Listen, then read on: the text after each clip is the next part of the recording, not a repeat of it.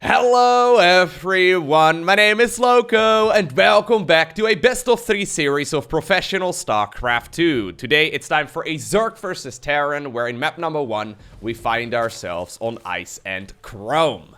Spawning here in the bottom left hand corner, playing with the blue Zerg drones. We have the highest ranked StarCraft 2 player of all time, and he goes by the name of Serral.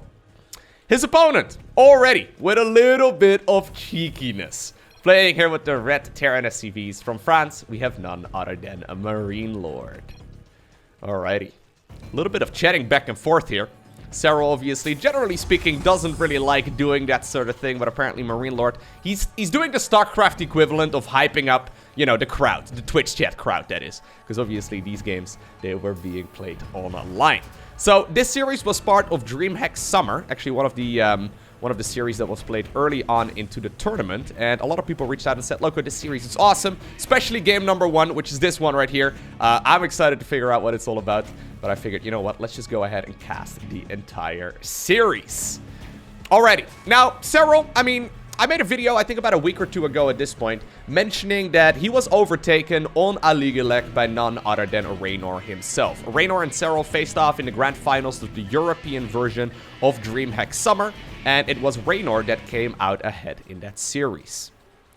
Now, immediately, that started off the rumors in the StarCraft 2 community, whether or not, like, Serral was maybe, like, I don't know, looking a little bit weaker, or maybe he was just a bit more mortal, or maybe he just had an off day or something along those lines. But at the very least, there were some rumors going around that Serral was not as good as he once was. Now, a week later, so just a couple days ago at this point, Serral once again participated in the actual season finale. So there was like a European version of the tournament that obviously was won by Raynor, and there was like a North American version and a Korean version, and a whole bunch of them basically seeded players into the actual season's finale. Well, spoiler alert, it was indeed it was indeed Serral that won the whole thing.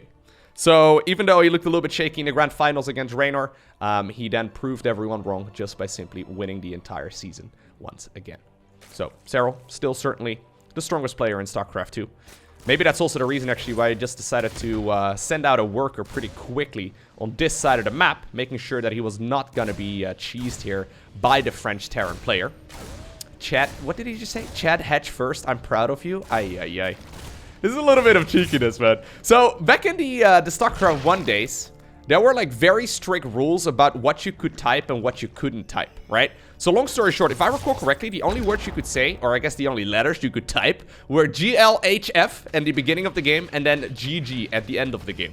If you typed anything else, even if it was like a typo, you were disqualified from the tournament. Now, obviously, that's a little bit ridiculous, way over the top and completely unnecessary. But I guess they were trying to prevent instances like this, right? Where players were basically trash-talking each other in the earlier stages of the game. Honestly, though, I don't know. I don't mind it. I wouldn't actually mind it at all if there was a little bit of trash-talking going on between the two players at the beginning of the game. Obviously, you don't have to respond, right? I mean, if Serral wouldn't have said anything back other than the GL, I wouldn't have been bothered there whatsoever. But it'd be kind of funny, right? Just a little bit of banter, especially in the early game. I mean, these players, they're not going to mess up their strategies. It is going to be that Link speed. Actually, yeah, he did already finish up Zerging speed, and then the Overlord speed right now as a follow-up from the Zerg player. In the meantime, though, for the Terran, he's decided to go for a very, very quick third command center here, and he's going to be able to start up his production very, very shortly. Very greedy opener, obviously, for MarineLorD. Serral is going to figure this out as well. But the downside, whenever you go for the Pneumatized Carapace upgrade, is yes, you can figure out that your opponent is playing greedy. But at that point, there's really not a whole lot that you can do about it, because you invested into that Overlord speed upgrade. What does that decal say? KAP? I actually don't know what team he's part of. I thought for a second it was just going to say Kappa. By the way, this Overlord will now also spot the fusion core here in the back of the main base of the Terran player. That does indicate to me that he wants to go for a battlecruiser opener. So I always really, really like those, especially now that the Queens have a little bit less range. It's going to force the Zerg player to play very, very defensive. Lair was already started up, though, right now by Serral, and he's going to follow this up as well with a Roach Warren. So probably wants to go for that Roach into like Corruptor style, which has been really popular when it comes to dealing with battlecruiser openers in general. For the most part, though, pretty passive approach here from both players. Neither of them really committing to a whole lot.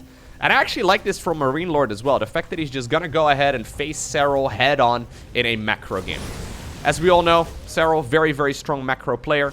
Not a lot of people actually want to play him in a macro game, so I think that's also the reason why Serral decided to go for that very quick Overlord Scout, knowing very well that a lot of players are a little bit scared of him, so maybe they decide to go for just a cheeky build order that tries to catch him off guard. So it's a bit of an investment, but that way you can be, you know, ensured that you scout out whatever it is that the opponent is going for. Alrighty, so Spore Crawlers are coming up. First Battlecruiser just about to pop out. We also do see the Yamato cannon upgrade coming up here as well on that fusion core, so that's awesome. That indicates that he wants to go for multiple Battlecruisers, otherwise you wouldn't really get that research. It's not very cheap at all. Oh wow, this is cool, look at that! So he's attacking the rocks to try and kill any creep tumors with the line of fire there. That way he doesn't have to scan, but he's still got a couple of kills there. I think he did the same thing over here in the center. Very, very nice. Well, I heard the little click there, and that indicates that the Battlecruiser has used its tactical jump ability. Only 4 queens right here at the front, and the roaches apparently are going to go to town right there on those Hellions. Ooh, nice pullback so far with the queens. Microing them back and preventing any workers from going down. I like this counterattack with the roaches a lot. This may very well force that Battlecruiser to go back home, and honestly, this is pretty much flawless defense so far here by the Finnish Zerg player. Spire coming up as well. Should be able to go for roach speed if he wants to, but I guess he's just gonna try and maybe eke out like another Corruptor. He could also actually decide to go for, say, like did he just scout the additional production? He did, yeah. He could also decide to go for Mutas if he want to, but judging by the fact that he now knows that it's multiple Battlecruiser, I think he is probably gonna go ahead and build those Corruptors. Just a little bit safer. Mutas can just set they can just get picked up very, very easily. Although I know that some of these top-level Zerg players have been favoring Mutas here instead. So, Spire is done. What are we going to see? Nothing. Okay, there we go. It is actually going to be Mutas. Okay, cool. Yeah, he was just prioritizing, apparently, this base over here. Now, even getting the flyer weapon upgrades, too. So, Serral apparently is going to go Muta Roach. Interesting.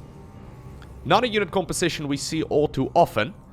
The thing is, Corruptors are very good at picking off Battlecruisers, but Terran players, I mean, they can out-repair Mutalisks just simply attacking a Battlecruiser, you know what I mean? So, the Mutas, I guess, are a little bit better when it comes to punishing mistakes. Now, MarineLorD scouting right now with that very first Reaper that he made. So very long ago at this point. 7 minutes, man. That's a long time. He hasn't quite scouted the bottom section of the map yet. Serral has now taken the 4th and the 5th base at the same time. Now, this is going to be a full-on mech transition. Yeah, would you look at that. As I say it, he's decided to add on a couple more of those factories as well. There are a few Marines there inside of the bunker. I like this a lot. Is he going to get a siege tank? He will get a siege tank. Mutas, though, catching this Terran player off guard just a little bit. He's going to need those Thors. 2 big boys are just about to pop out. That's going to make things a little bit easier. At the same time, the Battlecruisers are now over at the 3rd base here of the Zerg player. There is a Spore Crawler under that cloud of Overlords. A murder of Overlords. But with the Thor being out right now, apparently that's going to force those Mutas to go back home. They're probably going to be used for base defense, but guess what? Tactical jump is available on these BCs. So I've got a feeling MarineLorD is just going to jump these all the way back as well.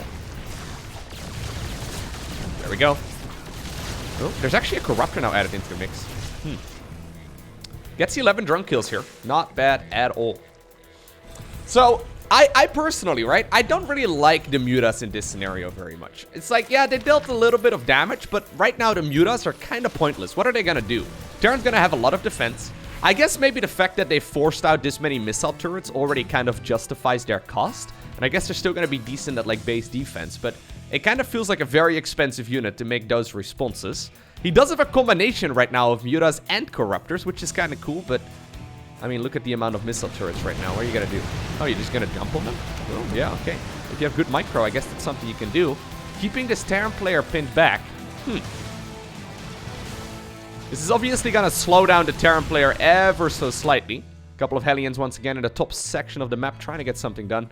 Yeah, delayed the additional factories right now, and I guess this is going to force a couple of those Terran units to stay into the main base, or inside of the main base, rather. Hellions, though, ooh, nicely done. They managed to make their way into the mineral line. Now, Blue Flame, the Infernal Pre-Igniter upgrade. Oh my god, that's so risky.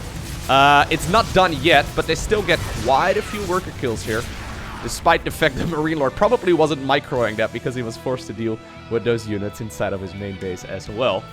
A lot of drones are being remade. Honestly, though, Losing 10 drones at the 10-minute mark, not that big of a deal. You can see the Zerg players just replacing those right away. I mean, if you lose 10 workers when you have, I don't know, 40 of them in total, that's a lot. When you have 80 workers now and you lose 10, you just rebuild them right away. So it's mostly just to keep the opponent, I guess, on their toes. And, well, to be fair, when you're playing a Terran Mech army, minerals are really not your biggest problem. Usually, you are going to be limited by the gas count. You can already see that right now in the resources here that MarineLorD has. He's actually dropping the ball right now on the macro just a little bit. Now, that's an... Oh, my God. What? Wait, what was that, MarineLorD? That was a very expensive mistake right there from Serral. Oh, my God. Okay. I think with a little bit of micro, he could have just killed all of those banelings and not lost anything.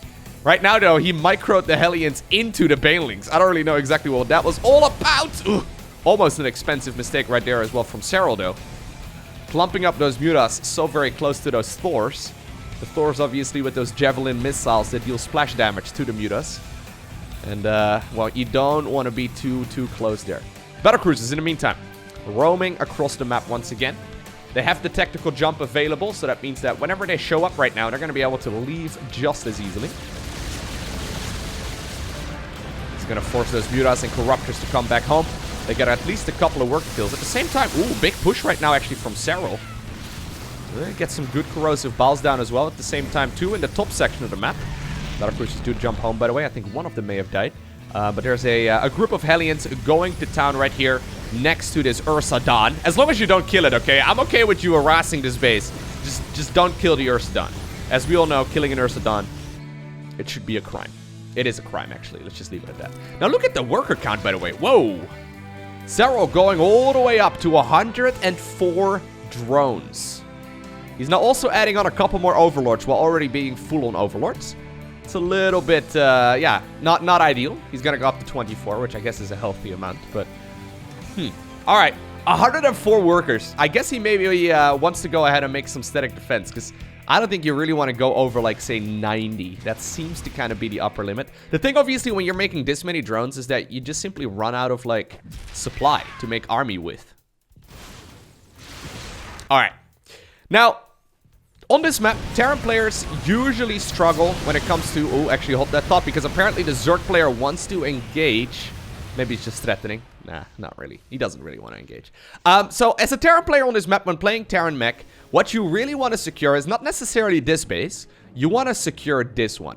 Because if you take control of this high ground here on the map, what you can do with a line of siege tanks is you can take control of the entire section of the map. So essentially securing this base kind of also allows you to secure this one and then also this one. And once you have that entire, like, I guess, like, quadrant of the map, can we call it that? It's kind of a very small quadrant, so I guess we can't. But once you get these bases set up as well, it's really, really nice because you can transition quite smoothly at that point to taking out this expansion here for the Zerg player. When you think about it, right? While this Muta harassment is going on and while the Zerg player is once again threatening a little bit of an attack over here, once you take control of this high ground over here, the harassment to this side of the map becomes much easier because Zerg can't really set up surrounds. So I think that's what MarineLorD is probably looking to do right now with the Mutas. Ugh. Yeah, he's diving very deep with those because they don't really have that much value anymore at this point. He's just going to fly back home. Trying to see if he gets something done, but replacing those with higher value units right now. Anyways, so once this base is taken, the game will look much, much better here for MarineLorD. He is going to try and attempt this base here first. That's going to be his 5th base, but wouldn't be surprised to see him shortly taking this base here as well. All right. So let's talk about, I guess, late game, right? Because I think that this is going to go into the late game, judging by the fact that both players are getting their late game upgrades. 3-3 is going to finish up here for the Terran player. Zerg is going to be able to finish up all of his Evo chamber upgrades. There's even the chitinous plating going up, and he queued up the other ability as well for those Ultralisks. This is likely going to go the distance here. Let's talk about late game for a second. So, back in the day, and when I say back in the day, we're talking like last November. So like, I don't know, like 8 months ago or something. No, more than that. Back in the day, Zerg could make a unit composition that was essentially unbeatable for Terran players. They could go for this army based around Brute Lords and Infestors, and it was really lame. Basically, what Zerg would do is just turtle and turtle and turtle, max out on Brute Lord Infestor, and, oh my god, wait, what? Why is he going +1/+1 upgrades? Is that just a meme? Is he just baiting Serral right now, thinking that this is going to be a Marine switch? That's a little bit odd. Alright, well, Serral probably sees the fact that something's upgrading there. Probably assumes it's building armor or something like that. Well, you can see that maybe it was already done. Nice set of Baneling connections actually right now. Very aggressive move out here by Serral. All of those corrosive balls, though, don't land. At the same time, Battlecruiser inside of the main base falls. Maybe he's going to be able to puke on this base if he really wants to. But anyway, so back in the day, Zerg could make an ultimate late-game unit composition. Now, with the removal of the infested Terran, Zerg can no longer go ahead and do so. Another change that was made was that the fact that the Thors right now outrange Brute Lords. So before that previous balance patch, back in November, Brute Lords would outrange Thors. These days, though, it is, you know, Thors outranging Brute Lords. The long story short, Zerg's late-game unit compositions all kind of suck. And I say that while Zerg is still doing very, very well, right? Oh my god, once again, man. Look how aggressive Serral is playing here. He's just desperately trying to prevent this game from going the distance. I mean, it looks like he's still not going to be able to break this, though, right? Those Thors and those siege tanks, yeah, they're still going to get pretty good trades here. Alright, so the way that Zerg players tend to play late game right now is that they just simply try and prevent the Terran players from getting a lot of economy. They take their side of the map instead. They just try and mine as many resources as possible, knowing fully well that they're not going to be able to get a favorable trade, but they also know fully well that they're going to be able to get a lot more income than the opponent. So even though you might trade, you know, poorly, you might not get the best trades that you are looking for, as long as you're mining more than the opponent, you're still going to be able to obtain the victory in the long run. So it's very, very critical for Zerg players at this point in, you know, in this particular game to prevent this Terran player from getting their section of the map. Once again, big engagement right here for Serral. Oh man, those Thors. The Thors are just so powerful. Oh my god. Whew. Well, I don't think you can actually sit there, Serral. Thors now actually marching as well. A couple siege tanks rather coming from the other side. Zerglings though, ooh, do get the wraparound there for a little bit. Couple of the Hellbats using those blue flames to get some good trades, and MarineLorD will once again be able to force this back. Ooh, Viper just disintegrates there. Anyways, so imagine if the Terran player gets their entire side of the map up, right? So it would be like 7 base versus 7 base or whatever. Since Terran trades more cost efficiently, they should be able to obtain the victory in the long run. So that's what MarineLorD is going for right now. If you look at resources lost, I don't really know exactly what it looks like right now, but you can see already, and it's especially prevalent once the armies become maxed out, but already Zerg has been losing significantly more resources than the Terran player. So it becomes critical right now for the Zerg to prevent this Terran player from taking all of these bases. If these bases right here are taken, and MarineLorD also manages to get this one up, we effectively have a split map versus split map scenario, and that's where the Terran player can just simply mine just as much as the Zerg, and knowing that, obviously since they're trading more efficiently, they should be able to obtain the victory in like a 30-minute long game. So that's the approach that MarineLorD is trying to take right now, and why he is playing so very, very passively. Alright, here we go. I think this little move out right here is very, very critical for MarineLorD. If he gets his base up, life's going to be much, much easier. Now, this is a huge Zerg army. Banelings once again coming up as well. Ultras, they're going to be able to get on top of some of this army right now. Liberators up in the air. They want the Thors, man, and the siege tanks. They just simply deal so much damage. Serral loses that fight. And I think that MarineLorD is going to obtain the anchor here. He's going to get that planetary, man.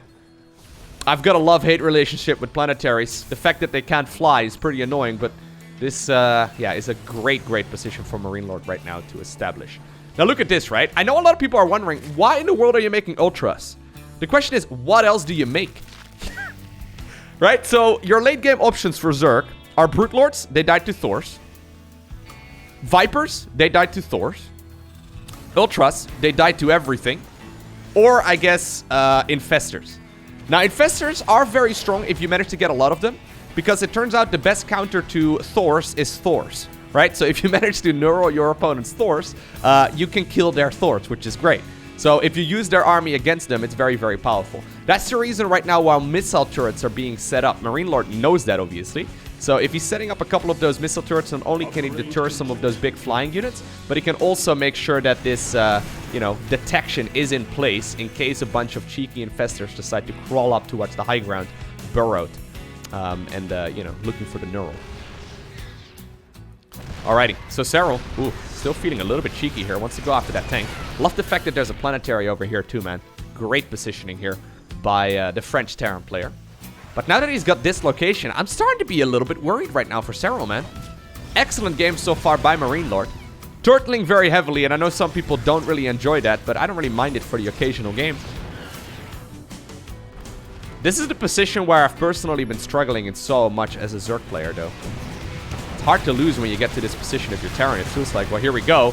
Once again, a lot of the Zerg army is engaging forward. Now look at those Ultras absolutely melt. Planetary Fortress super helpful right now as well. The Thors, they're just gonna be hit right there by the Banelings, but they don't really get a favorable trade at all. And despite the fact that Serral has got a lot of money in the bank, it feels like these armies are not getting anything done. The cost efficiency right now of these big boys right over here are absolutely, like, it's absolutely insane. They deal so much damage. So I've noticed in a lot of these games, I've seen Serral play a bunch of these late game Terran Mech games. He tends to never go Brute Lords anymore. I mean, he probably has a Great Aspire somewhere. Yeah, he does have it. He doesn't seem to think that Brute Lords are a very good choice. Maybe if he gets rid of all of these stores, he can maybe make the switch. Like, say the Terran player goes too Siege Tank heavy or something like that. He could make the switch towards Brutes. But he doesn't seem to be a big fan of it. Instead, in a lot of the games, he goes straight into Infestors. So we'll see if he manages to get the Neuro off. But I'm liking this position right now for MarineLorD a lot. Despite the fact that Serral has more than 10,000 resources in the bank. Despite the fact that he's got so many bases taken. Actually, taking this base is a little bit cheeky, right? This is technically the Terran's base. Yeah, this is a good position for the Terran player. Now, here's the thing, though. What do you do if you're a Terran player in this scenario, right? So say you're a MarineLorD. You're maxed out. You got that entire section of the map taken. You have an absolutely amazing economy, and you got everything you need. What do you do, though? What's the plan? Are you going to move out? The thing is, as soon as you move onto the creep, this Zerg player is going to be all over you. And obviously, you will lack the strength right there of those static defensive structures for both detection and then also anti-air. You can't really move out. So he's mostly just waiting right now, trying to see if he can deny as much eco here from the Zerg. Now, this base actually may be very, very important, right? Knowing that Serral can't really trade efficiently here, right, in the late game. He just can't make an army that trades well. If you can take a base that was technically supposed to be your opponent's and you can mine out the resources, so he's focusing on gas primarily, which is the main resource that both of these players are looking for in the late game. Obviously, if you do it that way, you might very well be able to get a nice advantage here, assuming you can mine it out. It's going to take a while, but I think that's the plan right now. Here comes some neural parasites right there on those siege tanks. Good scan, though. He does manage to, yeah, just simply snipe those infestors. And dude, this kind of hurts. It hurts a little bit to watch, man. I've been in this scenario so many times over the last few weeks. For those of you that have watched the live stream, which you should, by the way, twitch.tv/LowkoTV. Okay, no, sellout mode deactivated. This hurts. Look at the cost inefficient trades that Zerg is supposed to make. Now, I know some of you are going to be wondering, what about swarm hosts? Swarm hosts, widely considered to be the most efficient unit that Zerg can make, cost efficiency wise. They get a lot of value in. The problem with swarm hosts is that they are very, very supply inefficient. So swarm hosts are, like, you can max out and you have like 5 units. At least that's what it feels like. You feel like you have like 7 units maybe in total. Oh, okay. Not enough though to get the kill. Swarm hosts, yeah, they work well if the Terran player is contained to say like 150 supply tops. But if a Terran player is already maxed out, switching to swarm hosts, it's just not going to happen. Like, you might be able to get some favorable trades, but your army is just going to be so small, the Terran will just march across the map and kill you. So, I've been having a love-hate relationship with the late game of Zerg. I'm very glad that this Brute Lord Infestor Turtle style is no longer a thing. Right? Because I really didn't like it. I thought it was really lame. That being said, it also kind of sucks that you don't seem to be able to make a viable late-game unit composition anymore as Zerg. But, I mean, I guess what Serral's approach is right now, he's trying to take out this, he's trying to mine out this expansion over here, which is really nice. Because that means, I mean, with this one also being his, obviously, he's effectively got 2 more bases here than the Terran player. So every base has like 10,000 something resources. Actually, obviously, with the gases added into the mix as well, it's a little bit more than that. But, yeah, if you know you're going to be able to secure, like, another, like, 25,000 resources or something along those lines that your opponent can't have because you've mined them out already, I guess that's one way you can maybe try and obtain the victory. Here's the first big move out, though, from MarineLorD. Now, right away, Serral's not even trying to engage that force. He's just going straight across the map. He's trying to see if he can get to the juicy underbelly here of the Terran player, trying to get on top of the production. This does open up the opportunity right now as well for MarineLorD to go for a huge counterattack, marching forward right there with the Ursadon as well. What a hero. Look at this bad boy. I thought he could only walk over here, but he's been pushed by those tanks and Thors. Eventually, though, this Zerg player is going to have to come back home. Reinforcing units will come out. As long as the Ursadon doesn't die, I'm all good, man. Don't kill it with splash damage. Okay, corrosive balls right there on the siege tank on the high ground. MarineLorD marching deep onto the creep. This is the first time he's really seen this side of the map, other than with Hellions. Alright.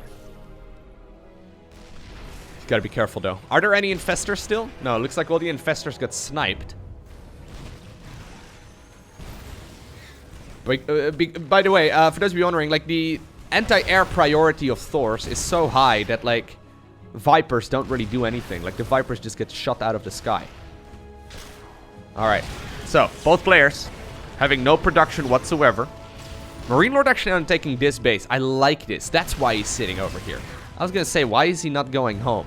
The reason is that he apparently wants to try and see if he can take this base over here in the top section. Now with a big army, though, moving towards the right-hand side of the map. Apparently, this is the moment where Serral decides to strike.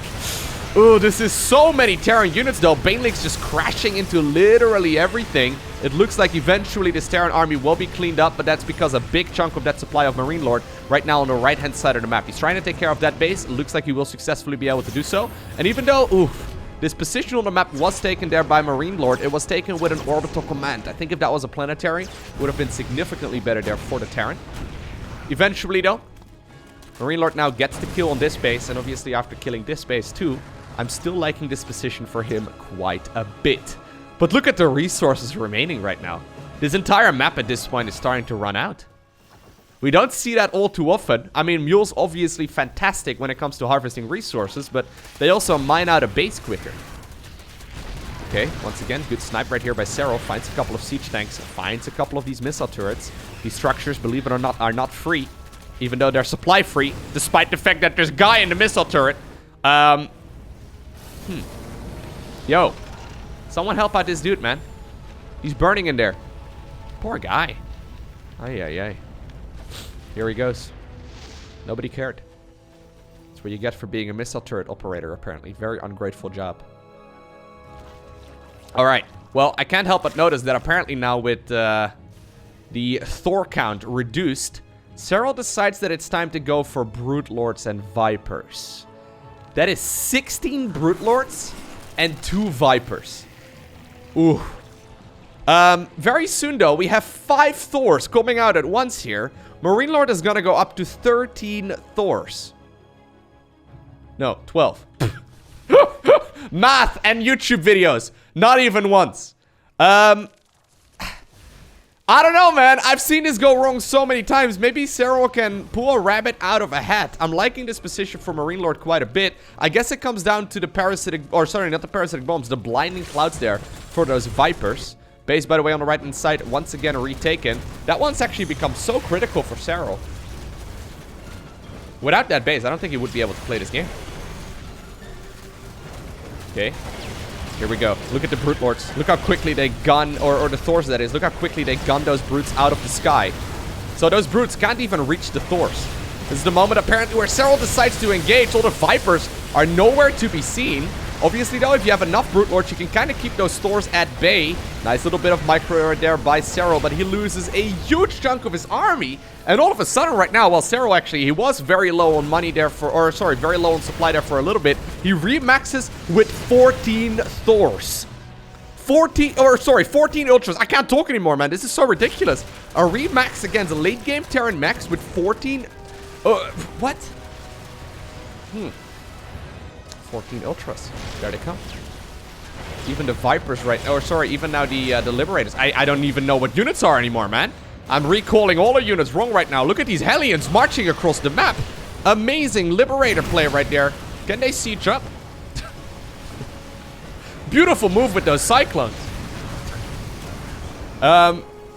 He's got 14 ultras somewhere. The Brute Lords are being chased out of the map. There's one hero liberator. It's got pathetic anti-air, but I guess eventually it will get rid of these brutes. Oh my god. The Ultralisk Remax. There they go. This base, once again, being reacquired right now. The fact that Serral has this base is absolutely massive. Ultras! Get on top of the Thors. Nicely done. This Terran army is so terrifying still, though. Look at that. 5 additional Thors being produced at once. Thors are really so ridiculously powerful. They counter everything that Zerg has in a late game right now. It's so strong. I'm very impressed with the way that Serral's playing that, but that huge bank that he had earlier is now pretty much depleted. A couple of the Brute Lords, apparently, have made their way towards this base over here, aided by those couple of Corruptors that are now going to use their caustic spray all over that orbital command. The Thors, though, chasing down some of these Ultras. Maybe they can go after the base over here. I think MarineLorD needs to get rid of that base, man. If he doesn't get rid of the base over here, Serral's going to just be able to mine more. There we go. It's almost like he hurt me. He's making a beeline for it right now. The drones decide to run as well. Infestors once again coming up for the Zerg player. So it's 11 Ultras, a whole bunch of Lings and Banes, and then Infestors with Neural Parasite.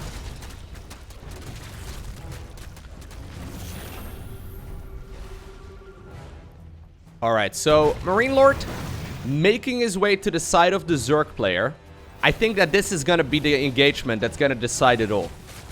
There's Neural Parasite available for the Zerg player. If he can take control of some of this Terran army, it's going to be reasonably good.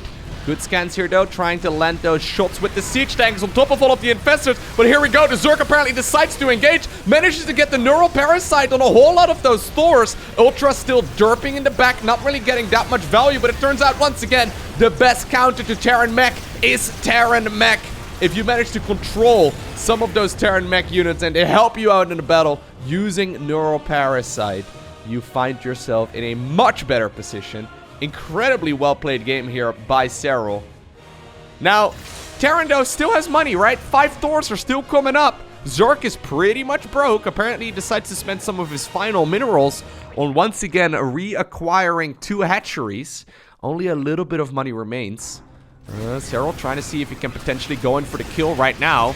Catches a couple of those Hellbats, but they still kill so many Zerglings here in the process as well. I really think that the key right here is in this base, right over here. I mean, Serral, for all intents and purposes, has been mining 2 more bases than the Terran player, right? If you look right now at the resources lost, would you look at that? Insane amount of money here mined by the Zerg. And even though he hasn't been trading very efficiently at all, I mean, he's lost like 12,000, I don't know, like 18,000 resources more. I guess assuming he gets, you know, 2 additional bases, that puts him in a pretty good spot. Base over here once again forced to lift up. SCVs now running in fear towards their beautiful planetary fortress. Base on the right-hand side, though, did get killed. Our base is under siege. I think that Serral may have done this. What he's probably looking to do right now is he's just trying to max out once again. Terran, though, is going to be able to get a pretty good fight over here. Assuming they get this base up. Oh, there's a whole lot of supply caught up in Corruptors that can't really do that much, though. Additional Zerglings are coming up. Here we go. I think that this is the move for Serral. He wants to try and see if he can come in with the surround right now with those Infestors. Here come the Ultralisks, and here come the Infestors. Neural Parasite is utilized on the Thors. And with that, in a 34-minute long game, Serral slowly but surely dismantled the Terran player. But that was ridiculously close. Hey, by the way, quick reminder. This was only game number 1 in a best-of-3 series. Games at the highest level have become pretty ridiculous. I'm not gonna lie, though. I'm glad that I checked out that game and that I casted it, right? That was a really sick game of Zerg versus Terran. I know there's gonna be some Terran players in the comment section that are like, another Zerg win, blah, blah, blah, blah. There's gonna be some salty, you know, comments. I can guarantee you that. Just scroll down a little bit. Maybe you can post your own if you're a Terran player. That being said, I am genuinely impressed with the way that Serral played that. As a Zerg player myself, I have lost so many games from that position myself. It's been incredibly frustrating. But, yeah, good to at the very least know that Serral also cannot find a good unit composition that actually works against that late game army, other than just simply having way more stuff. Turns out more stuff beats less stuff. Keeps looking, or keeps thinking, or I keep thinking rather that he's going 3 hatch before pool, but that's really not the case here. That'd be such a bad build. Don't go 3 hatch before pool, guys. The first Reaper will just get a lot of damage in. If you're a Terran player and you see 3 hatch before pool, just make a second Reaper. You're gonna have a field day, I promise. Alrighty, so what do you do right now if you're MarineLorD? Well, I mean, your name is MarineLorD. I would like to see some actual Marines. Don't think that that would necessarily be a bad idea. This map, obviously, very, very good for bio play. I actually think Ice and Chrome, like the map that we just saw, is the best map for Terran Mech. It's, yeah, it's a cool unit composition to play for sure. I can imagine MarineLorD wins the vast majority of games whenever he gets into that position on that map, but turns out Serral, I mean, strongest late game in the world, still, can dismantle it. Just barely, though. That was so close. I really wonder what would have happened if MarineLorD was a little bit stricter on, like, not allowing the base on the right-hand side. You know, like the expansion that Serral was basically mining that his opponent was supposed to have taken. Yeah, maybe if he would have done that, though, Zerg would have just engaged through the center of the map and probably would have gone... Like, if the Terran player is forced to split their units between the left-hand side and the right-hand side of the map, right? I guess Zerg is going to focus all of their attention and you know, use their superior mobility to strike at the location where the Terran player is not. So, yeah. I wouldn't be surprised if, in the long run, at least on some of these maps, it is still going to be the Zerg players favored in the late game. Despite the fact that Zerg has been nerfed so heavily over, like, the last year. You know what's crazy? Like, imagine if we were on the patch that we were on 1 year ago, right? When Broodlord Infestor was as good as it was, and, you know, when the Queen still had an additional range, and the Thors were, you know, still being outranged by the Broodlords, and the Infested Terran was still in the game. Like, I don't even know how Zerg players lost at that point, you know? What's crazy is that, like, despite all of those nerfs, which I guess are primarily due to, like, Serral's insane performance over the last couple of years, he really is, like, one of the players, at the very least, like, the main player that caused all of those Zerg nerfs. What's crazy is how much better they have still been getting just to, like, continue winning tournaments. It's pretty ridiculous. Like, I'm so impressed by the way that these Zerg players are improving. The game is so hard. Like, they make it look easy, but it's tricky, man. It's very, very tricky. Once again, very quick third command center right now from MarineLorD. I guess the way that it feels as a Terran player, right? You kind of feel like you're at the mercy of the Zerg. Like, you can win by really good play of your own, but you're probably better off, you know... Like, it doesn't feel like you have that much control over it, I guess is what I'm trying to say. Like, it feels like you're kind of at the mercy of the Zerg player making a mistake, rather than the Terran player playing really, really, really well. So at the highest level, I'm talking like top 5 players in the world, right? I don't see players like Serral, I guess, lose too often in the late game in Zerg versus Terran, despite the fact that it's really difficult for pretty much everyone else. Like, you can make a very small mistake very easily. Anyways, good scouts here once again by Serral. Managed to get the tail right there on the third command center. And there it is, by the way. It is going to be a bio switch here from the Terran. So, Stimpback is coming up. He's going to be able to go for the double barracks right now after the third CC. There will be a tech lab as well on the factory. So, he should be able to get himself that siege tank production going very shortly. Usually it's either siege tanks or... I love the fact that he's positioning his Hellions constantly to try and get the line of fire to go onto those creep tumors as well. That was really sweet. Nicely done there by MarineLorD. Yeah, so Terran can either choose to go Widow Mines at this point in the game, or they can go into siege tanks. I like the idea of going for at least a couple of siege tanks a lot. Ooh, so fast. Big fan of it because the, you know, the defensive measure of those tanks is just awesome. Not that Serral is very likely to play very aggressively, but I just think it's a smarter move. Plus, you can go for a really powerful timing attack. Here come the double NG base. Pretty quick, quite a bit faster here than the Zerg player, assuming that he starts up the upgrades as well. Come on, MarineLorD. You need those. There we go. So, Terran players have a couple different ways in which they can approach this right now. He could go for a timing attack here as soon as 1-1 is done. Or he could go for a timing attack as soon as 2-2 is done, which is going to be a maxed out Terran army. Like, at that point, you're looking for about a maxed out Terran force. The problem is, if you let go off the gas at this point, right, and you don't really get any harassment in anymore, the creep spread, by the time that 2-2 finishes, is going to be, like, right over here, you know? Like, the Zerg player is going to spread creep like crazy. And since the top-level Zergs are very, very good at doing that, yeah, they're going to have creep on your side of the map very rapidly. So you got to at least put in a little bit of work to try and keep that pinned back. Already, though, you can see MarineLorD. I mean, he's patrolling the perimeter of the creep, trying to see if he can potentially get a couple of those tumors as they are being spread. But Serral looking very confident here. Not really making a whole lot of mistakes. Ooh, nice catch there. I was going to say, if MarineLorD loses those Hellions, the creep spread is going to get very crazy very, very fast.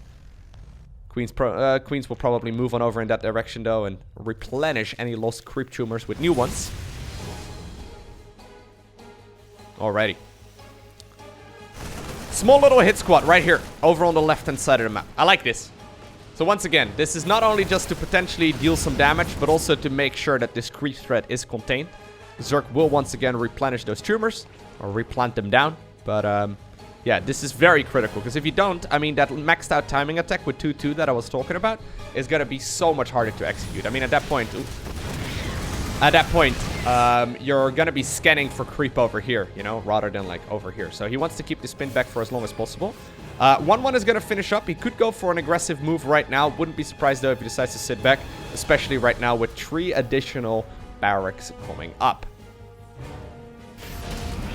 All right. So I want you to pay attention right now to the supply count here of the Terran player, okay? As soon as these additional barracks is finished. There's no 4th command center to be seen anywhere just yet. Here's 2-2 starting up. He's going to be able to, yeah, max out in a very short amount of time right now with the additional production that he's got. Now notice, though, with the lack of a 4th base, this is going to be a very, very committed push. I wonder if Serral is misreading this. He's already going for a 5th hatchery, which is definitely a little bit greedy.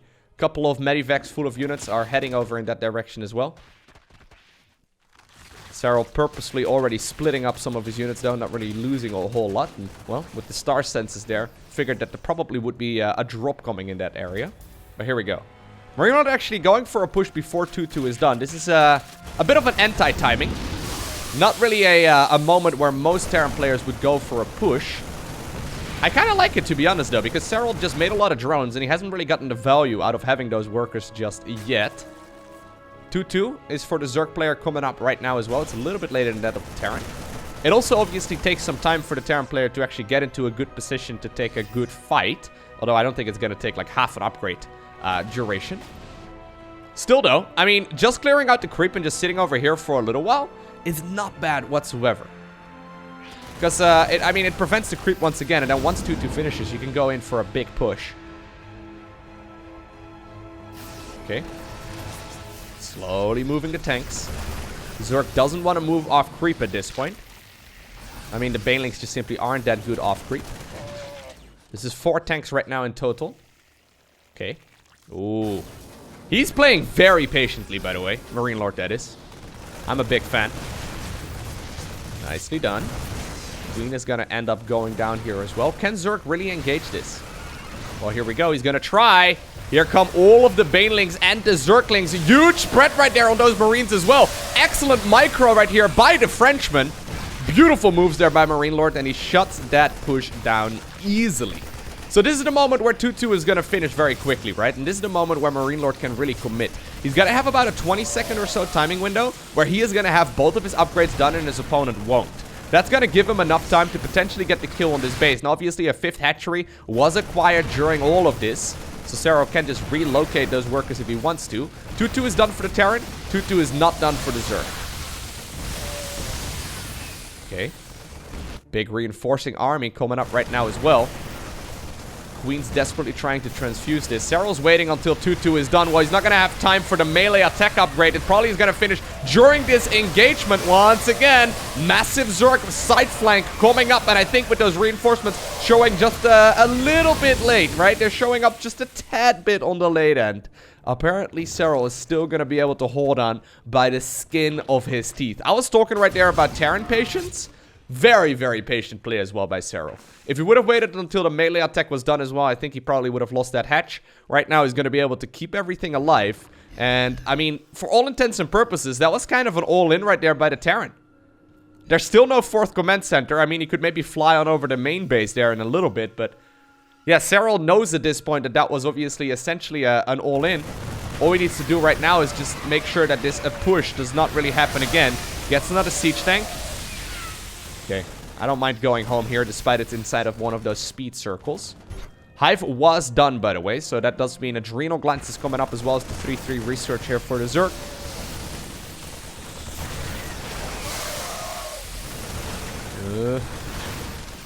This is still a scary Terran force, though. It's 105 Terran army supply versus 86 for the Zerg. Obviously, Defender's advantage is not to be underestimated. Wouldn't actually mind seeing a little counterattack going off in that direction as well, but... this position on the map, it's still very low on creep. So I like the fact that MarineLorD is continuously pushing here. Because once you take control of this location, you can go into the main base as well. He doesn't have a lot of money, though. You can see right now as well, he's actually only started up the +3 weapons upgrade there for those Marines. Not really focusing on the armor anymore because he just can't afford it. Either that or it's a mistake. Believe it or not, pro gamers do make mistakes. Well, here we go. I like this. Zerg counterattack coming up. There's a lot of Marines, though. And, yep, that's going to be able to force some of this link flood back. Still, though, knowing that that many Terran units are at home is very helpful because that means you can potentially send this army all the way back. And then use that for, you know, for the battle here as well. Well, once again, right as that hatchery is about to fall, the Zerg player is coming up with huge surrounds. This is all off creep, though, and MarineLorD showing us why he named himself the MarineLorD. Excellent control there on those bio units. Gets a whole lot of those, overlords, and well, how many did he just lose? He lost 11 in total in this game. I think that was like 8 or so. He still actually is not supply blocked. I guess Serral made a little bit too many of them. Needs to, by the way, make a couple of overlords again because he's not able to max out at this point. Hatchery, though, eventually falls. This was like a 10-minute long job. Eventually got there. He set out with that objective like 10 minutes ago. And this is where the dropping in the main base starts. Zerg, though, has just now finished the 3-3 upgrades. Adrenal Glands is also done for the Zerglings. That's basically an attack speed improvement for the Lynx, and it makes them significantly stronger if they manage to close the distance. Also, the fact that Terran, yeah, I think it was actually a mistake. Also, the fact that Terran does not have that upgrade is absolutely massive. A lot of Zerg units, once again, setting themselves up toward the surround. Pushing the main base, though, really nicely done, but I think that Zerg probably wants to go in for one massive shove. At this point, though, it's the Terran player who's actually maxed out. He now secured the 4th base. That was indeed the old main. So he's getting himself a pretty good amount of income. Spawning pool actually taking damage. Ooh, he needs the spawning pool. Already actually replenished, or replanted it, rather. Replenish is not the correct word, Lowko. But he replanted it right there over in the natural. Man, Zerg is setting up a big surround, I think. He probably wants to go in here as soon as this drop in the main base has been shut down. Siege tanks on the low ground, though, being very helpful, but here we go. Serral has decided that he pulls the trigger. Upgrade advantage heavily in his favor. That means that all of these small units just simply get so much value. Serral playing an extremely patient game. All of the Terran units, though, loaded into the medevac. They now manage to get inside of the main base. A lot of links coming up for the counterattack as well. They might be able to pick up some of those Marines on this side of the map. Here we go once again. Good engagement there for Serral. Marines are loaded into the medevacs and they decide to get on out of there. Now, yeah, this is not a planetary. Normally the 4th base is a planetary. These banelings can do so much work. They're going to be able to zone away those Marines. And right now, 18 SCVs fall in the blink of an eye. He's not done yet, and that's the entire mineral line gone. All Serral needs to do right now is make sure that he defends against this. Looks like the Viper will be picked up. Nicely done. Hive does fall here, but I mean, the upgrades are already done. He doesn't need anything else. I mean, obviously it's nice to have, though, if you want to, like, take this game distance. Oh my god, wait, the base actually lived? Whew. Alright. It did.